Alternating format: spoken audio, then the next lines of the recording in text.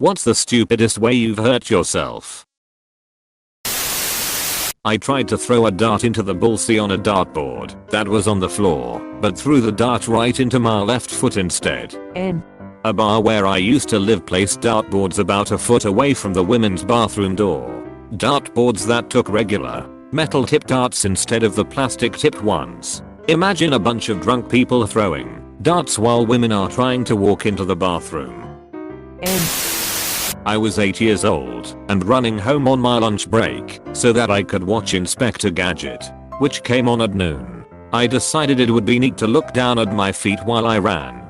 And next thing I know I've run full speed into a parked car. I think I laid like a dead body on the road for a good 5-10 minutes. It hurt so badly. I was late for my Inspector Gadget episode and never told anyone what happened. I thought I had nothing to add, but your stupid self-injury reminded me of mine. I was about 13, riding my bike home, full speed, after buying the newest release of Teen Beat, Teen Girl Heartthrob magazine. I was riding through a plaza, not in the parking lot, but in the walkway. A woman opened the door to the Family Dollar, right in the collarbone. Thrown off my bike, and had to go to the Irvine ambulance. My boy band pics had to wait. Did the lady whom bopped you off the bike stick around? Do you have PTSD flashbacks anytime you see someone with frosted tips? Alright. So my sister is only 1 year older than me, and when we were very young, me 3, and her 4, we were in the bath together. I guess my mom thought this way was easier. She left to get something, and my sister said that I should dive into the tub like a dolphin. Me, being the idiot toddler I was, decided this was a wonderful idea and I've written. Had to get 3 or 4 stitches and a lifetime of stories told about it. I can hear the bunk from here. I can hear the aunts and uncles at Christmas from here. Hit myself in the hand with a hatchet. It was so cold I didn't notice until I looked down and saw the blood. When I was a kid I was chopping wood, missed the log, and went straight into my rain boot. Oh hey. For me it was miney. I was super lucky since I didn't need stitches and I didn't cut any muscles. As a security guard I was running to deal with an issue and my flashlight came out of its pouch, went between my foot and the ground, stepped on it, and broke my ankle. Paul Blart? I wonder if I can jump high enough to hit the door frame with my head. Apostrophe. I wonder what happened next. Drank from a glass bottle while walking. Knocked out a piece of my tooth. Also knocked out the S in glass.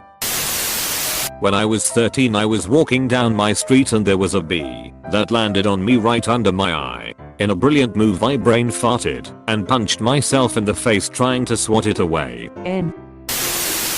I was finishing up this intense jigsaw puzzle, which was on a low table, so I spent the entire night crouching on the balls of my feet. The next morning, my right foot turned purple and swelled up to the size of a large orange. I was on crutches for a couple of weeks.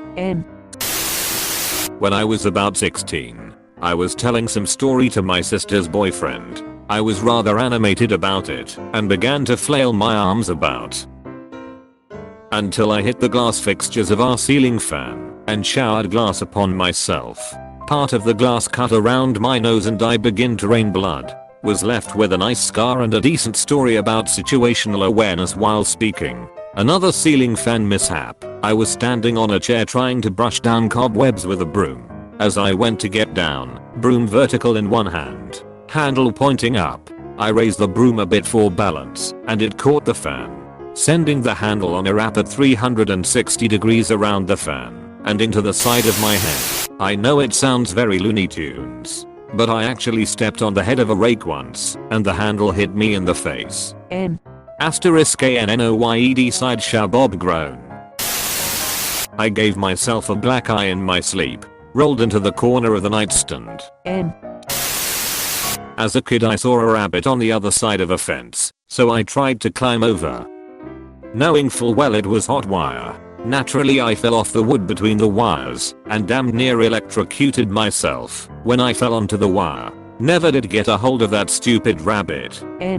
That pesky wabbit. I sneezed and had a sharp neck pain for a week after. This has happened more than once. N. I threw my back out sneezing once. That was not fun. N. My brother was teasing me while I was doing homework. Think I was maybe 8 or 9 at the time, and after a few minutes, I snapped, took my pencil, and went to jab him with the eraser end, so as to not hurt him too badly and get him to shut up. To get a bit more force behind it, I decided to wrap my index finger over the other end. The end with the point. I'm sure you can guess what happened next. A lot of crying and a trip to the emergency room later. I had a pencil point being removed from my finger. Reminds of the video of that fellow who tried to open a beer bottle with a bamboo skewer by smacking it in the bottom with his hand. Jumped from the roof of our house when I was 10 to see if it hurts or I'll survive. When I landed it was like an electric shock on my feet. Edit. I survived and yes it was stupid, but when you are a child you tend to brag anything to your friends, so yeah. Did hurt like hell though. I did the same thing, except I used an umbrella instead of parachute, and when my friend asked, does it hurt, I said no, so that he does the same. N. When I was 5, I was rushed to the ER twice in the same week. First I slid down the banister as the door below swung open, and I crashed headfirst into the corner of the door. Then 3 days later I was playing on the radiator, slipped off, and smashed my head again. Doctors thought my parents were abusive and there was an investigation over it. Apparently. N.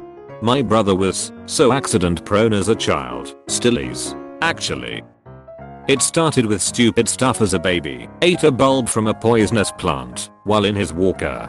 Fell off the deck at the babysitter's house. Young cousin was bouncing him on her knee and he tipped forward and hit the coffee table and just progressed from there.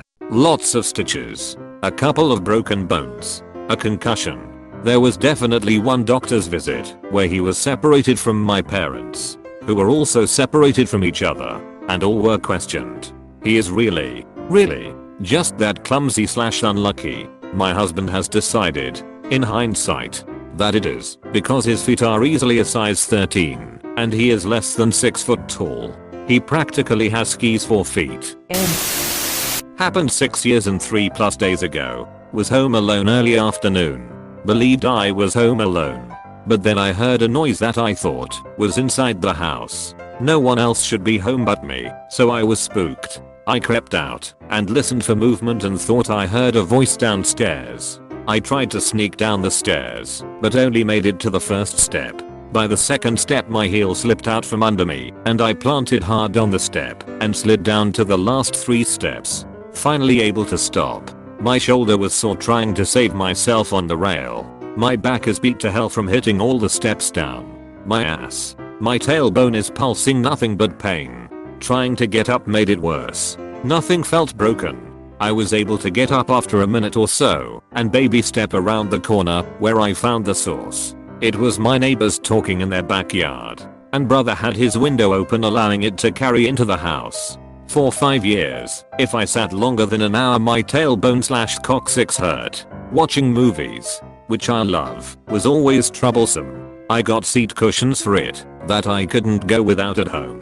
About 7 months ago it just stopped. No more pain. Edit. From another comment about it. A few months after the incident I was diagnosed with kidney failure and was on dialysis for a month shy of 5 years when I got a kidney transplant. Throughout my whole sickness I talked about the injury with doctors, had scans, and of course detailed look because of the transplant. No fractures were found. At worst, I had a mini fracture. At best, the excess fluid was exacerbating it. After the transplant I've taken it as a strong possibility that it finally healed thanks to no excess fluid hanging around. One of the small reasons I opted for peritoneal dialysis over hemodialysis.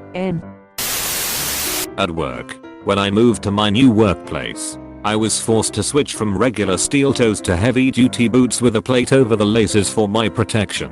While unloading a load of steel, the plate, that is there for my protection, caught on the lip of a steel beam I was stepping over on the stockpile and dropped me from standing up with my head 6 feet up to ground level. Very luckily, there was a 10x6 steel beam to catch me on the edge to keep my head from hitting the concrete floor. And I only had to get 12 staples and take a week off work. Of note, the only reason I bought the fucking boots in the first place is that the GM noticed I didn't have them and told me if I didn't show up next shift with them, I'd be sent home.